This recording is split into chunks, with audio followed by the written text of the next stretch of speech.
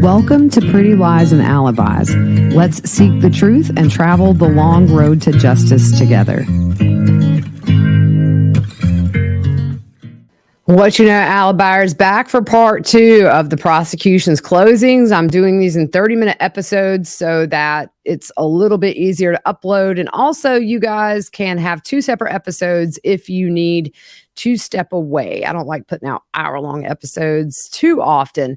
All right, music fact real quick. What were the 5 worst songs of the 80s according to a poll by Billboard? Number 5, Girl You Know It's True by Milli Vanilli. Number 4, We Are the World by USA for Africa. Number 3, Don't Worry, Be Happy by Bobby McFerrin. Number 2, We Built This City by Starship. And number 1, Dancing in the Street by David Bowie and Mick Jagger. I kind of agree with that list.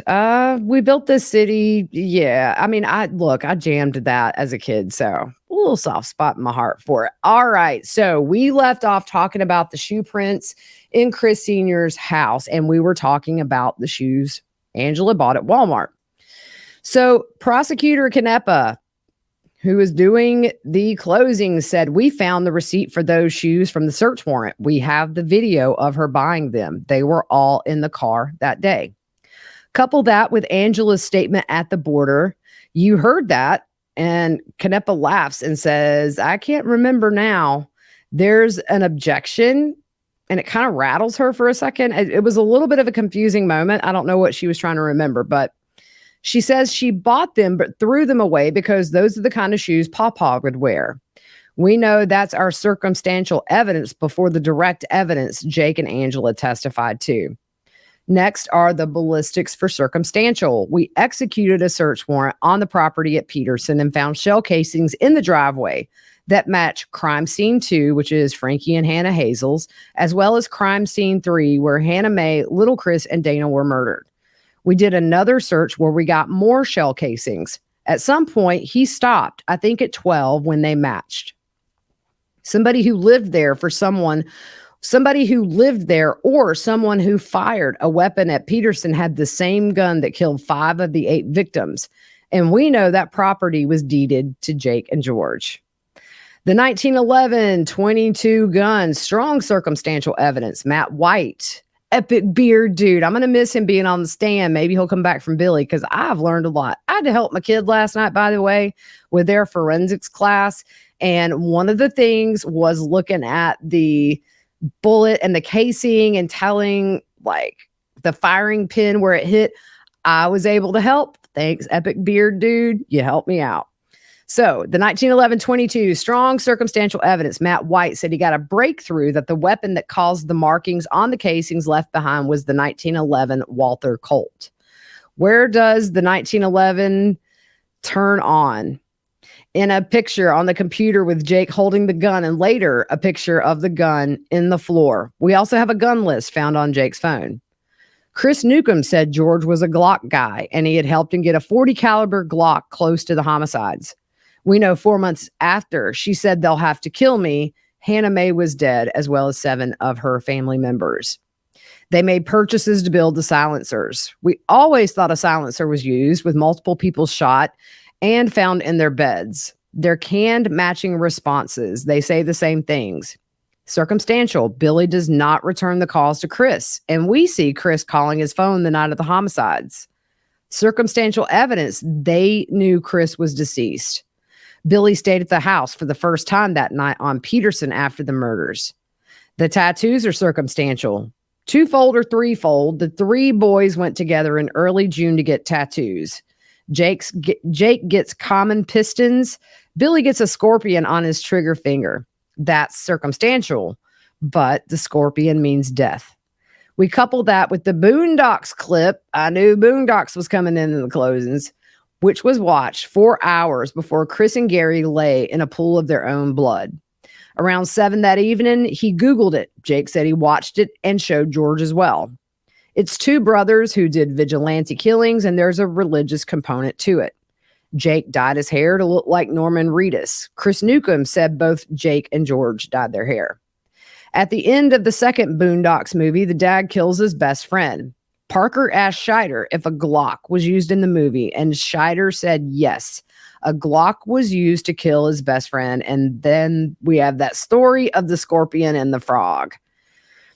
So the scorpion says, you shouldn't trust me because that's my nature. The scorpion kills him midstream, which means the scorpion dies too, but he said, that's my nature. It seems suspicious, and we consider it circumstantial evidence. George's tattoo. The tattoo artist said he drew it on George, but you heard from George and the artist say they looked through books to get ideas, and he thought the skull idea came from George, but he couldn't remember. So he free-handed it on George. It seems ironic. There's a skull and crossbones with the 8 ball where there are 8 victims. And the dead man's hand are the 3 aces, Jake, George, and Billy. We find it suspicious that ended up on his arm a little more than a month after the murders. The silencer from the well at Peterson is strong circumstantial evidence. We saw them buy all the parts. They burned the DVR. That's circumstantial, but why buy one in March of 2016, take it down and burn it? Before Jake and Angela testified, it was circumstantial.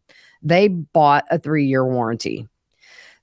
The familiarity the defendants had with the victims. We know Jake was putting up a crib for baby Kylie shortly before the murders. George said he was with Jake when he picked up Sophia once or twice. They had to know the house. They just moved in 30 days prior, and that ruled out the drug cartel.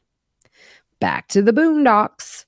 Watching it close to the homicides. 2 brothers, homemade silencers, black ski masks. They hide in a container in one scene, pop up and start shooting. We wouldn't have brought it in if they hadn't watched it that night. Both dyeing their hair. Jake said it had nothing to do with the homicides. It had more to do with that they dyed it to look like the brothers. Jake specifically said he did it to look like Norman Reedus, and we knew that before from Chris Newcomb's testimony. The custody documents they filled out on April 3rd, they both filled it out. That was forgery. Backdating is forgery.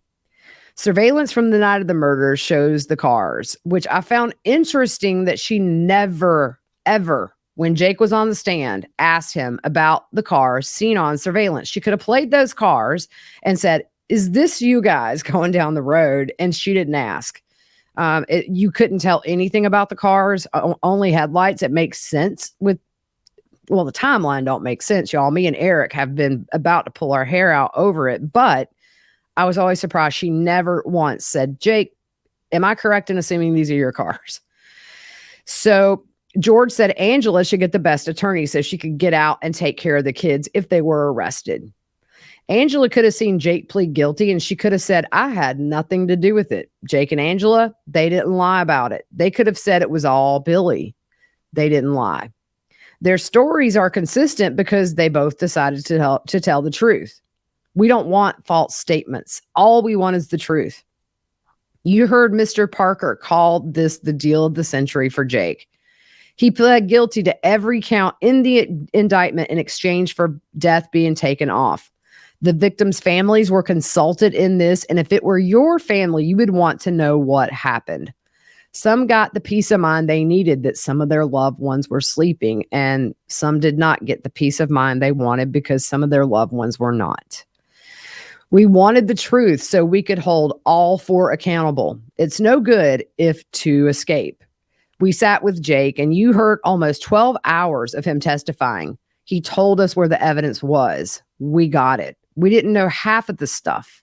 We were wrong about the order in which the victims were killed. We didn't know about the drug ruse, which I don't know if I believe that drug ruse, y'all. I mean, if Billy was as close to Jake as he says, why would he need an excuse to go over there?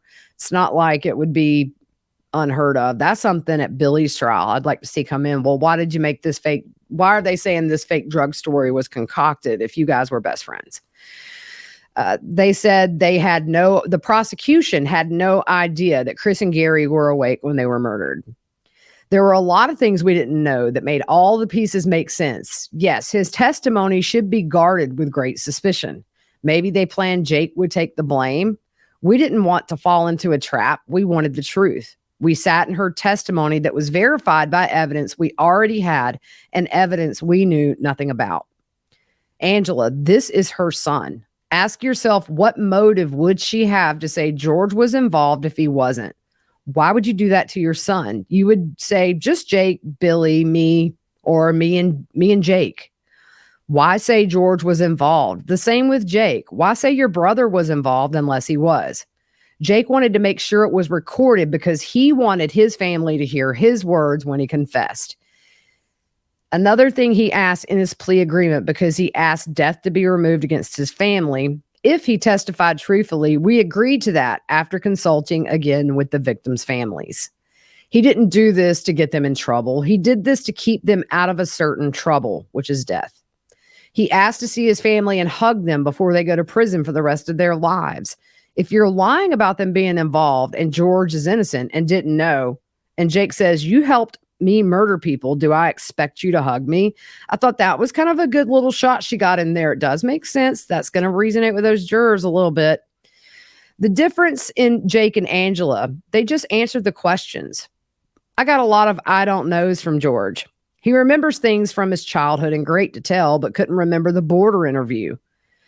He said he called his grandma the W word, his 4-year-old niece the B word. He called Tabby the W word, and he said at the border he heard Hannah Mae had turned into one.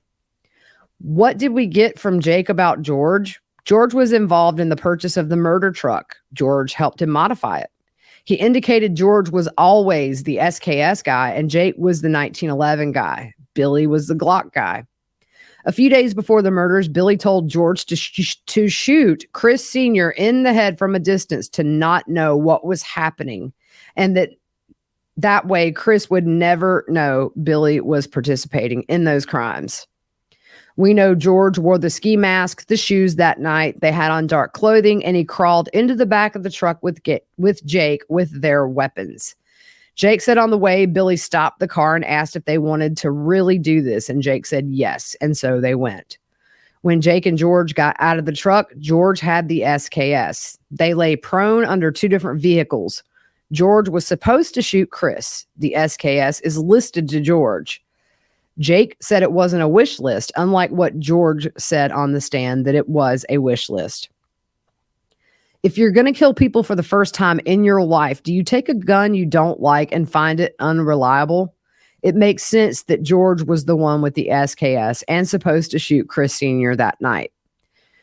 George said Jake has vision problems at night, and that's why George drives through the night when they would tandem truck. You're shooting from a distance, and you have the oil filter, and it obscures your vision.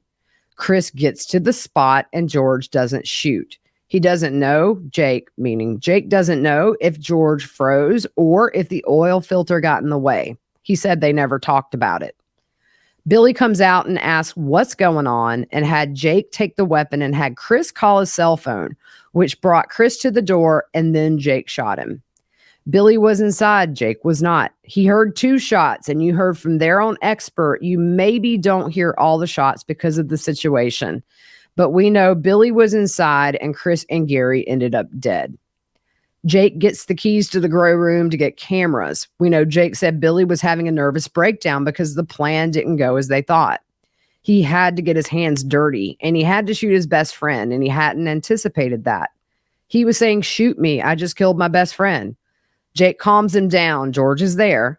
When Jake comes back from the grow room, he goes in to get the cell phones, and Chris and Gary's bodies had been drugged back to the bedroom. But we know Jake and George's shoes were in there that night. We know Billy, according to Billy, broke his back, and George scoffed at that on the stand. We know George can beat up Billy. He bragged about it. Jake uses the term to describe George as George did to describe Kenneth, stronger than a bull ox. Billy wasn't as strong as George. He was frantic. Do you think he drugged the bodies in the room? It doesn't matter. We know George stepped in that house and stepped in blood. They went to Frankie's, come back to Chris's, go past Dana's, go to Left Fork and see what's going on there. They come back and park Chris's truck. Jake was not a part of the decision to take Chris's truck, so either it was Billy or George. Why? If Kenneth or Dana sees Chris Sr.'s truck, it's Chris. There's no alarms going off until they can make it in the house. Jake tells you he broke his knife off at Frankie's. Well, you saw the pictures and the tip isn't broken. I don't know if it was part of the metal to the door that fell off and he thought it was the knife, but we know he come in through the window and lets George and Billy in the house. And now it's time for a word from our paid sponsor of the week, BetterHelp. You know, it would be nice if life came with a user manual, such as when you have your first baby or you're navigating tough losses in life. Unfortunately, as we know, life does not come with a user manual. So when it's not working for you, it's normal to feel stuck. Navigating any of life's challenges can make you feel unsure, whether it's a career change, a new relationship, or becoming a parent. Therapists are trained to help you figure out the cause of the challenging emotions and learn productive coping skills, which makes therapy the closest thing to a guided tour of the complex engine called you. Therapy can help you learn to cope with past trauma, can give you coping mechanisms to the problems in your life, and give you a neutral person to help navigate the problem, big or small, we all face in life. As the world's largest therapy service, BetterHelp has matched 3 million people with professionally licensed and vetted therapists, available 100% online. Plus, it's affordable. Just fill out a brief questionnaire to match with the therapist. If things aren't clicking, you can easily switch to a new therapist anytime. It couldn't be simpler. No waiting rooms, no traffic, no endless searching for the right therapist. Learn more and save 10% off your first month at betterhelp.com/whattheworld. That's BetterHelp, HELP.com/whattheworld. Jake said he wasn't sure if George came in or stood on the porch. Jake shoots them and looks for their phones, but can't find them, and doesn't look for the casings because of the mess in the house. And he didn't think you could do ballistics on the 1911. He said Billy fired additional shots into Frankie. They leave the home, and he took great care to lock the door so Brentley could not get out. They go back to the truck, which is at Chris's, and they go back to Dana's. The door was allegedly open, and they went in, and once again, you see the size 11 shoe print in the home. Jake says after he was done shooting Chris, he gave the SKS to George, and he had at scene 3 with him, Hannah Mae, Little Chris, and Dana. So she jumped kind of back, but what she's saying is that he gave the SKS back to George after Chris Sr. and Gary were murdered, and that is the gun that George had inside the home of Dana, Hannah Mae, and Little Chris.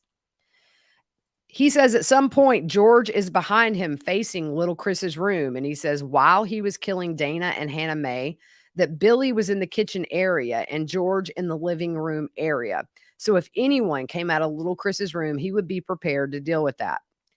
He told you he killed Dana and Hannah Mae, and he was between that area. She said, I don't know what else I was going to say. When you look at the shoe evidence, the expert said the shoe print was facing Little Chris's door. Jake's information is corroborated by the expert. Dana was on her phone on Facebook, and that made Jake freeze until baby Kylie cried. He saw Hannah Mae raise up to nurse the baby. He took 2 steps into Dana's room. She gasped when she saw him, and he shot her. He did the same to Hannah Mae. She saw him, gasped, and he shot her.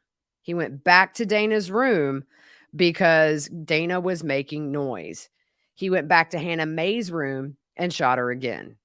He said when they went to leave, Billy was staring down his Glock, prepared, and George was behind his dad as well. He went to Little Chris's room and shot him in the back of the head repeatedly. Little Chris was asleep. He picked up casings, cell phones, charging cords, got in the truck and back to Chris Sr.'s, where they got the murder truck and went to Kenneth's. George stayed at the pull-off. Billy went inside Kenneth's trailer. Jake says he saw a flash and Billy came out. Then they went back to where George was.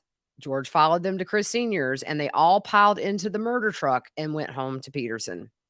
Jake said they drove to the barn and started destroying the physical evidence.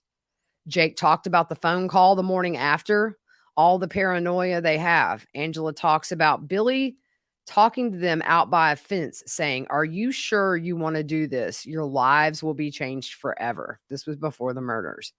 You will have to be careful about talking to avoid being heard or detected by people that will be investigating this case. They all believed they were being listened to, and they were right.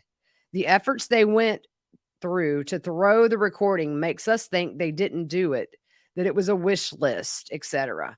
We know George and Jake had those conversations. At the border, they were supposed to say we had a family movie night, but Jake forgot the movie.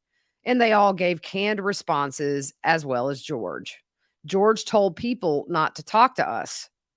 George knew Chris told us he was a Glock guy, which probably made George nervous.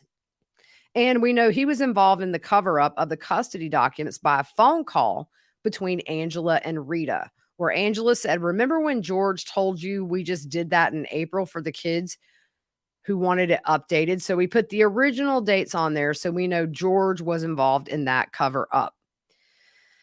She said she forgot to remind them after lunch that the silencer from the well, when they pulled that out, they also found rounds from the SKS.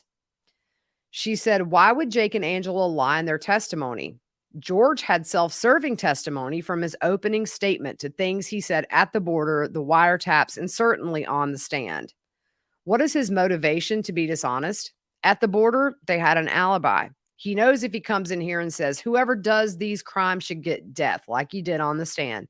And up until today, he was facing death until his brother came to the stand and lived up to his end of the bargain. He's not facing death, and there's nothing pursuant to what he did. Even though he's not facing death, if convicted, he faces a severe penalty and won't see the light of day for a long time at least.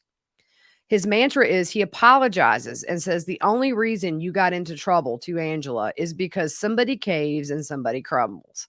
I ain't caving and I ain't crumbling.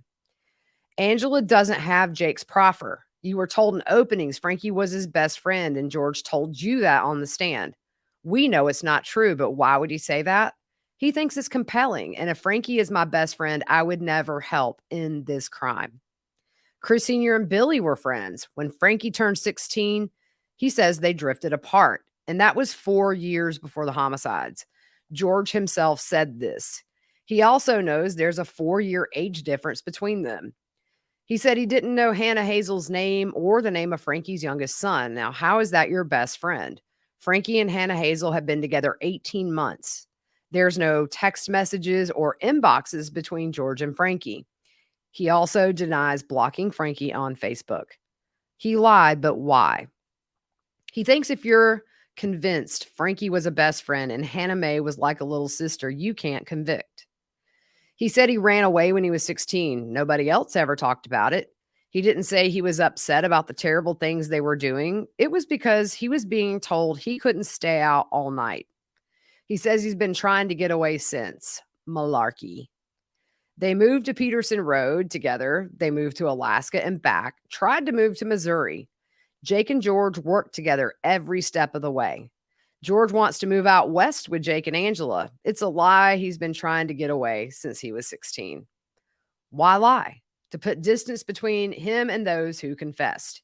He wasn't disgusted with them. He continued his life of crime and was proud in 2016 when Jake and Chris wrecked his vehicle to get money. George and Angela has never given him a reason to think Jake was the favorite child. Why does he want you to think that? To make him think it was them. I think she meant to say to make you think it was them. Why is he lying at the border? My son goes to bed at 12:30. We watched a fairy movie that was Sophia's pick. He's lying. We know Jake, George, and Billy were up on Union Hill Road killing Chris and Gary at 12:30 in the morning. He said he never knew Angela bought the shoes. He denied it. None of them were ready for those questions at the border. He said everything was great between him and Hannah Mae, or between Hannah Mae and Jake at the border. That's all to protect them. He knew what the case was. He said his dad wasn't involved in the drug grows with Chris Sr. He said, if we would have known, why would we not have snitched on Chris? But this was the original plan. And George snitched on himself, saying that. He gave vivid details of his grandpa's condition, who was paralyzed, and that comes back once he takes the stand. He goes overboard, stressing Angela lives with him and not the other way around. When we were listening to him on the wires, he knew, because he says, I know you're listening, Ryan. You heard Angela and Jake say they would throw the conversation so we wouldn't hear anything incriminating.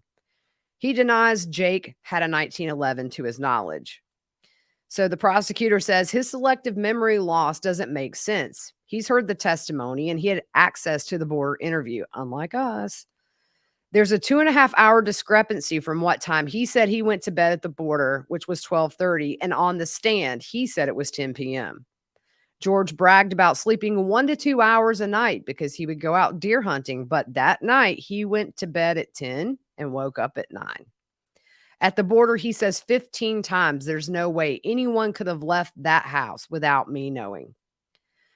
Angela is a lucky guesser when she said they bought the truck to use the night of the murders, I guess, not knowing what Jake said. And George said, and said George got the money for the truck, but he says the truck just disappeared. Katie said Billy drove up early that morning to give her the truck. And then Canepa points out they stored that truck behind the barn so nobody could see it, and says it's out of the realm of possibility George didn't see it. She really brought it together after lunch. I don't know what she did, but she got her thoughts together, got the nervousness out, whatever. But she really, I thought, after lunch, did the best job she's done the entire case. And it was go time. This was it, y'all. We shall see. George said he lied at the border to protect Hannah Mae and her family from the rumors that were going around on Facebook and topics.